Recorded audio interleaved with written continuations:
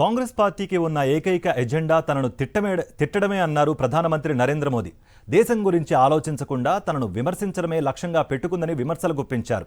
సమాజాన్ని కుటుంబ రాజకీయం అనే విషవలయంలో కాంగ్రెస్ చిక్కుకుందని, అందుకే ఆ పార్టీ నుంచి అంతా బయటకు వెళ్లిపోతున్నారని అన్నారు.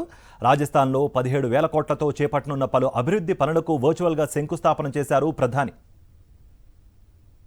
कांग्रेस के पास एक ही एजेंडा है, मोदी विरोध, घोर मोदी विरोध।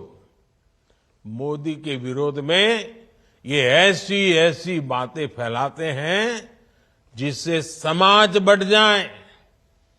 जब कोई पार्टी परिवारवाद के, वंशवाद के घोर कुचक्र में फंस जाती है तो उसके साथ ऐसा ही होता है। आज हर कोई कांग्रेस का साथ छोड़ रहा है, सिर्फ एक परिवार ही वहां दिखता है।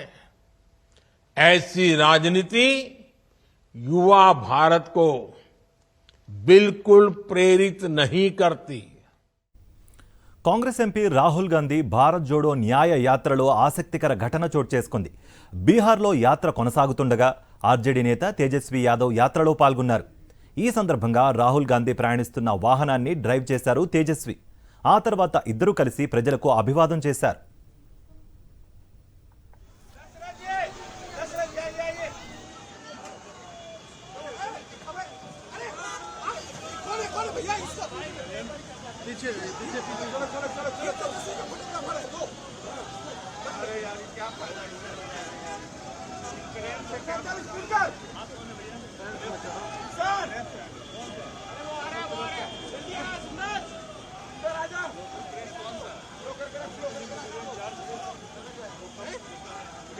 किसमें हो